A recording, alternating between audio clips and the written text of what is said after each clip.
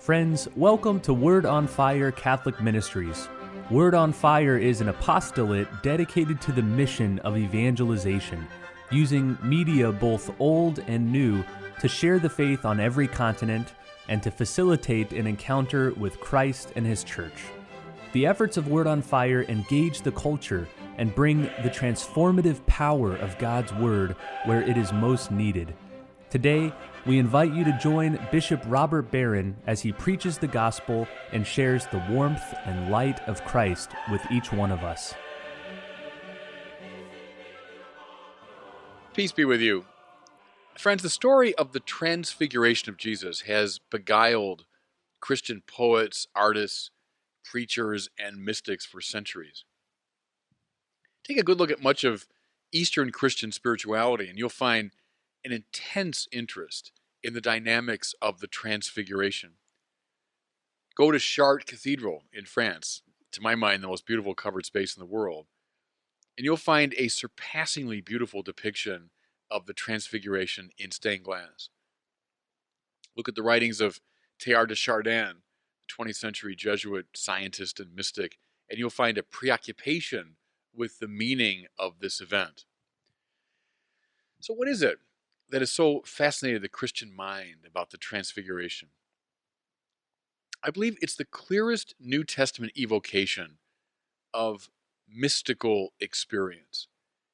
And we are, as Andrew Greeley argued years ago, a nation of mystics. He did a series of surveys and showed that, you just scratch the surface of people's lives, you'll find lots and lots of stories of the mystical. But what is the mystical? What do we mean by that term? It might be described straightforwardly enough as the experience of spiritual things within the ordinary, and a keen conviction that the spiritual realm is far greater and far more beautiful than ordinary experience. It's an experience of spiritual things in and through the ordinary, and a keen conviction that the spiritual reality is greater and more beautiful than ordinary experience. So, returning to the New Testament, around the midpoint of his public ministry, the disciples had a mystical experience in regard to Jesus. All three of the synoptic gospels, Matthew, Mark, and Luke, report it. It's alluded to in the first letter of Peter. The accounts that we have are wonderful, and they're strange too. It's typical, by the way, of people's reports of the mystical. Anytime you describe the properly mystical or supernatural, you lapse almost necessarily into very poetic talk, because your language can't get at it, can't say it directly. You hint at it, suggest, gesture toward the reality that ordinary language could never describe. So all that's obtaining in these great accounts of the Transfiguration. Let's look now at our gospel today, which is Mark's version, the first version of this familiar story. Let's try to unpack some of the symbols that Mark is using. First, we find the symbol of height. The experience takes place on a mountaintop. Even the most casual reader of the Bible will be very familiar with this trope. Moses receives the law on a mountain, Mount Sinai. He saw the burning bush. Talk about an archetypal mystical experience on that same mountain. Abraham takes Isaac up Mount Moriah in order to sacrifice him. The temple is built on the summit of Mount Zion, etc. A lot of encounters with God and the sacred take place on mountaintops. Well, see, mystics often use the metaphor of height to evoke the transcendent. Heightened consciousness, heightened awareness. The vision from the hilltop. That's Thomas Aquinas' definition of wisdom, by the way. Seeing things from the standpoint of the highest cause. See, if you go up to the mountaintop, you see the broad perspective. It's like seeing all of reality from the standpoint of God. You see how all things are connected in and through God. Think here of Martin Luther King the night before he was assassinated, the famous speech, "I've been to the mountaintop." He's seen something. The point is, through Jesus, the disciples got access to this higher place. Well, we can too, through the same Jesus. Then we hear he was transfigured before them. The Greek of Mark's gospel here is metamorphothe, which literally means he went beyond the form that he had. Without ceasing to be what he was, he became something more. Metamorphe, went beyond the form. He revealed a depth dimension to his existence that had not been theretofore seen. Remember the definition of the mystical given above. The awareness that the spiritual is far greater and far more beautiful than ordinary experience. In the mystical, we see, to use a standard image, the mountain beyond the mountain, the river beyond the river, or in this unique case, the divinity beyond the humanity. In mystical experience, we understand that the physical is iconic of something more. We don't just look at it, we look through it to something more, something deeper, something stranger. Now, ingredient in the transfiguration was light. Listen to Mark. And his clothes became dazzling white, such as no fuller on earth could bleach them. The Greek implies whiter than snow, which is about the whitest thing people could imagine. Light or brightness is often used by mystics as a symbol of mystical experience. How come? Because it provides the ground for true vision. You know the wonderful experience of trying to see something in dim light and then experiencing a sudden illumination that allows you to see it clearly and distinctly. You know, you're struggling to read a map or something, you're struggling to read the print on a page, and then someone puts a light on it and you get it, you see it. It's such a relief. That's what it's like with mystical experience. It's a moment of clarification. I get it. I see it. What was shadowy is now clear. I see the way forward. Read the lives of so many of the saints here and the great spiritual figures. There's usually a moment like that. They're moving along, they're stumbling along, and then they get it. They understand. It's like a light went on. And so his clothes became dazzling white. Light. We also associate light with beauty. Claritas, clarity, is one of the classical marks of the beautiful for Thomas Aquinas.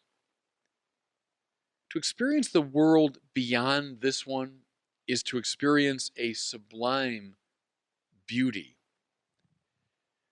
Attend to the language here of some of the great visionaries. Think of Saint Bernadette,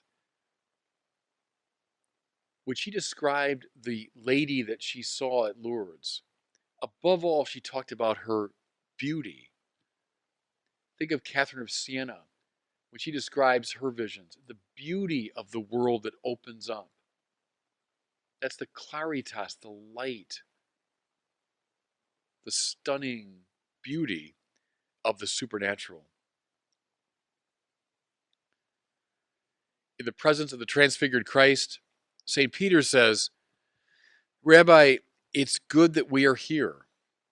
Let us make 3 tents, one for you, one for Moses, and one for Elijah." Now, for centuries, preachers, and I think I've done the same thing different times, have more or less scolded Peter for this move. You know, he's trying to hang on to an experience that's necessarily evanescent. And indeed, that's true about the mystical. It tends to come and go. That's why angels, by the way, are often associated in the Bible with mystical experience. And the thing about angels, they come and then they go. It's true that we can't cling to it, we can't hang on to it. However, I think we have to read this a little bit more carefully. And then we understand that Peter's instinct is actually a very good one. He talks about booths or tents or tabernacles. Now, see, for biblical Jews, that wasn't just a description of a physical object or a little habitation. You say tabernacle or tent, you're calling to mind the tabernacle or tent in the desert. That was a sort of prototype of the temple. It's where the Ark of the Covenant was kept. It's where the pilgrim people worshipped. That's what St. Peter's saying. Let's build a tent here. Tents, one for you, one for Moses, one for Elijah, may this be the focus of worship. And that's true, isn't it? Very often, the mystical becomes a prompt for and a place of worship. Think here of Fatima, of Lourdes, of Guadalupe, so many other places where the mystical has become a locus of worship. Let's build a tent here. We've done the same thing. We built tabernacles all over the world. Not just to commemorate the mystical, more than that, to appreciate the mystical as a place of worship. Finally, we hear of a voice. This is my beloved Son. Listen to him. So many of the mystics use the language of speaking or of hearing a voice, of communication, when trying to convey what it was like to be in contact with God. See, voice, the symbol of voice, gets at the deeply personal quality of the encounter. The spiritual realm, biblical people believe, is not just an abstract realm. It's not just the force. It's not some vague, distant abstraction. The transcendent, the supernatural, the mystical is a contact with a person. It's the realm of God, and God is a person who speaks to the heart. That's why the voice coming from the cloud is so important. That's a sign of authentic mysticism. I said earlier, quoting Andrew Greeley, we are a nation of mystics. I think that's right. It's congruent with my own experience talking to people. The mystical is not just some rare, distant thing, but a lot of people experience this contact with the transcendent. They see through the ordinary to the extraordinary. Once you scratch the surface, the stories begin to flow. So what was it like when you encountered God? And perhaps some listening to me right now have had a mystical experience. I bet it was like being on a mountain. I bet it was like seeing the river beyond the river. I bet it was an illumination. I'd be willing to bet that you wanted to hang on to it and it becomes the focus of worship. I bet it was like hearing the voice of God. Maybe on the second Sunday of Lent, spend a little more time with this great story from the Gospel of Mark. Let it be a model, a reminder of your own experience of the mystical. And God bless you. Thank you for listening to this week's homily from Bishop Robert Barron. For more resources from Bishop Barron, please visit wordonfire.org.